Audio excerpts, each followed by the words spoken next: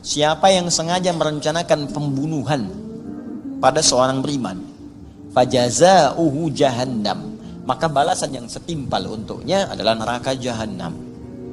Jadi kalau ada orang merencanakan pembunuhan nih pada orang beriman, mau pakai apapun caranya, saya bom dia nih, besok dia keluar jam berapa, keluar dari mobil gimana, saya tusuk dia nih, ya? Saya tembak dia nih, saya bom dia nih. Awas. Dan itu yang direncanakan misalnya orang beriman. Orang beriman masih bersyahadat kepada Allah. Hati-hati. Ya, mau semaksiat bagaimana dan sebagaimanapun, misalnya ada turunan-turunan, tapi Anda sengaja merencanakan untuk bunuh orang tanpa runtutan yang benar, tanpa kaidah-kaidah yang diperkenankan, maka kata Allah langsung fajazauhu jahannam. Maka balasan yang setimpal neraka jahanam. Pertanyaan saya, di mana ada orang muslim beriman berencana masuk neraka jahanam? Apa ada orang muslim ini punya rencana masuk neraka jahanam? Apapun profesinya, maka saya ingatkan, ini karena sayang saya, siapapun Anda mau penjabat, Anda mau polisi, Anda mau tentara, Anda mau rakyat, hati-hati, jangan sepelekan nyawa. Jangan sepelekan, karena taruhannya neraka. Demi Allah saya katakan, Anda itu wafat Anda akan meninggal. Sehebat-hebatnya Anda ragu tembak gitu, ketika mengeksekusi dan kemudian dia wafat, yang ditembak itu, yang menembak pun akan wafat juga. Penjahat yang membunuh akan dibunuh juga. Jadi jangan pernah menyepelekan nyawa, karena Anda pun akan wafat. Awas, perbedaan itu dari perilaku yang membunuh dengan yang dibunuh. Ketika yang dibunuh itu wafat dan besok lusa Anda wafat juga, Anda bisa ditertawakan oleh yang dibunuh itu, oleh yang terbunuh. Ente bunuh saya dulu ya, ente mati juga. Ente bunuh saya waktu sholat, ente dibunuh waktu maksiat. Ente bunuh saya ini waktu saya berzikir kepada Allah, Anda diwafatkan malaikat maut itu saat sedang bermaksiat di hadapan Allah Subhanahu wa taala. Makanya hati-hati. Apapun Anda profesinya, jangan sepelekan nyawa. Karena sekarang ini kayaknya nyawa itu murah sekali. Beda pendapat, tembak orang. Beda pendapat, benturkan orang. Beda pendapat, bunuh. Neraka jahanam. Siapa yang punya cita-cita begitu? Awas, fajazauhu jahannam. Awas. Khalidan fiha, kekal di dalamnya, akan keluar. Kekal di dalamnya. Wa ghadiballahu alaihi, Allah murka kepadanya. Wa la'anahu, dilaknat dia oleh Allah. Wa 'adda lahu 'adzaban 'azima, dan dijanjikan, janji Allah itu enggak mungkin diingkari. Ya, janji Allah enggak mungkin diingkari. Innallaha la yukhliful mi'ad. Ini kaidahnya. Jadi kaidah janji Allah itu Ali Imran ayat 9. Allah enggak mungkin mengingkari janji. Kalau manusia tidak. Kau yang memulai, kau yang mengingkari. Ya, kau yang memulai, kau yang mengakhiri. Kau yang berjanji, kau yang mengingkari. Jadi manusia itu bisa janji, bisa ingkar, Allah tidak. Begitu berjanji, pasti terjadi.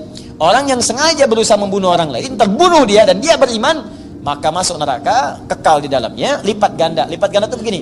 Kalau ada orang dilempar misalnya pakai batu, batunya sebesar ini, tutup spidol. Nah, segini ya. Tek. Ya sekecil-kecilnya batu jahanam, tembus juga, kan? Tapi yang kalau dilipat gandakan, batunya sebesar masjidnya. Ya udah. Mau jadi apa tuh? Nanti lihat. Nah, maka hati-hati. Maka dari itu, saya sampaikan kalimatnya di sini. Ketika kita baca begini, iyyaka na'budu, coba baca dengan baik, baca dengan hati yang benar. Apakah nun itu sudah kita fungsikan belum dalam kehidupan? Jangan-jangan Pak Ibu, doa itu belum terjawab karena fungsi nun itu belum hadir dalam hidup kita. Anda berdoa tapi seling mencela orang. Di mana fungsi nunnya di situ? Makanya mungkin doa itu belum terjawab tuh karena itu. Anda berdoa di situ tapi nggak pernah pasrah kita kepada Allah, mungkin itu yang belum terjawab. Anda berdoa minta tapi ibadah itu belum semangat untuk jamaah, mungkin di situ persoalannya. Dipakai nunnya, pakai ilmunya.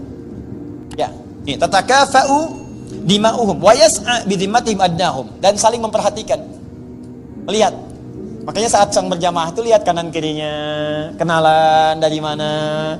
Makanya dulu zaman Nabi itu ada orang ke masjid, selesai urusannya. Yang lapar dapat makanan, selesai.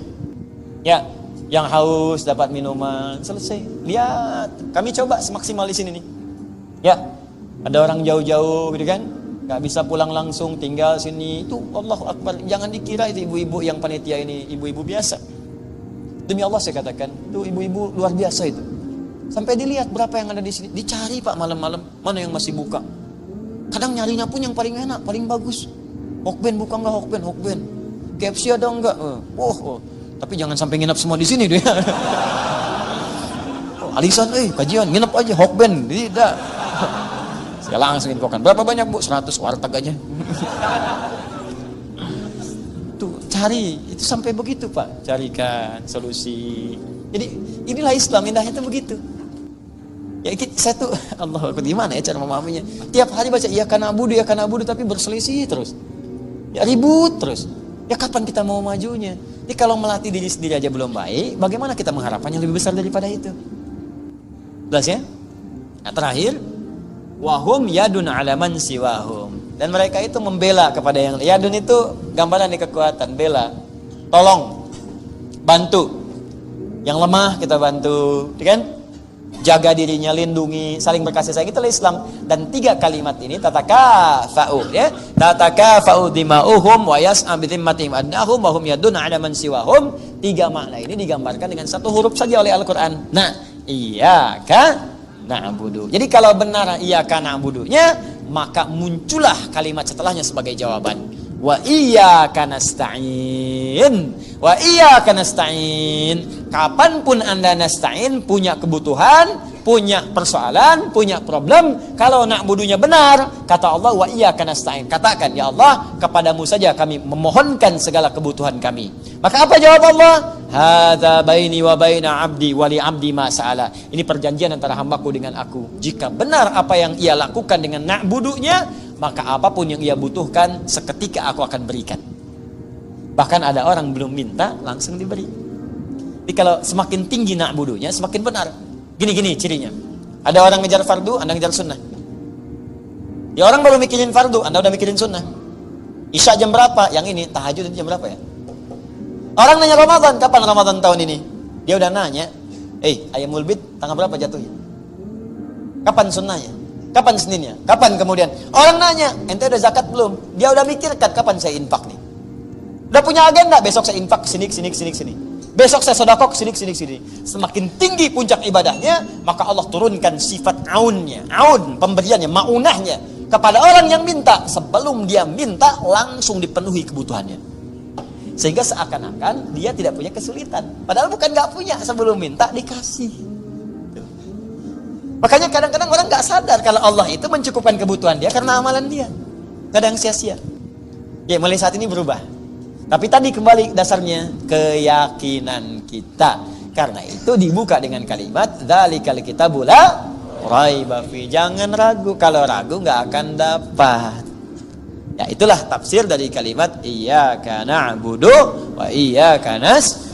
Yang saya sampaikan di akhir tadi dikutip oleh penulis buku ini, wa quddimatil ibadatu 'alal isti'anati li kauni al-ula wasilatan ila tsaniyah. Wa taqdimul wasail sababun fi tahsilil matalib wa liyadulla ala annahum la yastaqilluna bi iqamatil ibadat bal inna aunallahi ta'ala huwa alladhi yuyassiru lahum adaaha. Kenapa diawalkan na'budu dibandingkan dengan nasta'in?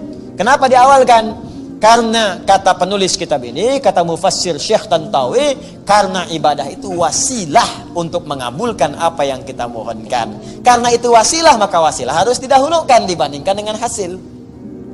Ya, Anda nggak mungkin datang ke sini kalau tidak ada wasilah kendaraan.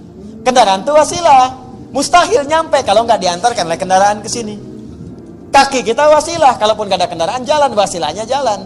Maka wasilah untuk dijawab permohonan kita, mohon itu nasta'in. Ya Allah minta, wasilahnya apa? Ibadah. Kalau nggak pakai ibadah, mustahil dikabulkan. Karena itu didahulukan ibadah, karena itu wasilah untuk mengabulkan apa yang kita mohonkan. Sekaligus untuk menegaskan kepada kita, mustahil kita bisa ibadah kalau